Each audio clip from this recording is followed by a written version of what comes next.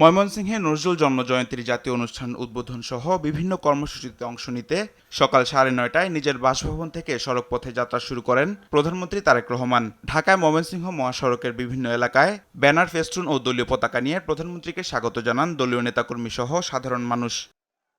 দুপুর 2টার কিছু সময় পর শহীদ প্রেসিডেন্ট জিয়াউর রহমানের খনন করা ধরার খাল প্রায় 47 বছর পরে পুনঃখনন করতে বৈলর ইউনিয়নের কানহর গ্রামে পৌঁছান প্রধানমন্ত্রী। পুনঃখনন উদ্বোধনের পর খালপাড়ে একটি তালগাছের চারা রোপণ করেন সরকার প্রধান।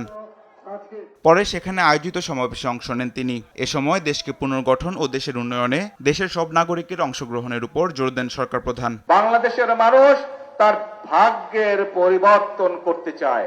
ভাগ্যের পরিবর্তন যদি করতে হয়, আমাদের 20 কোটি মানুষের 40 কোটি হাতকে সক্রিয় করে তুলতে হবে।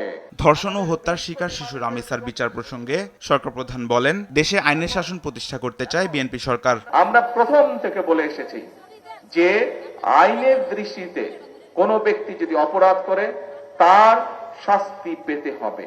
আইনের শাসন আমরা প্রতিষ্ঠিত করতে চাই। দেশের বিরুদ্ধে যারা বিভ্রান্তি ছড়াচ্ছে তাদের প্রতিহত করতে সবাইকে সজাগ থাকার আহ্বান জানান প্রধানমন্ত্রী। তামিম মাহবুব, নিউজ ডেস্ক, দেশ টিভি।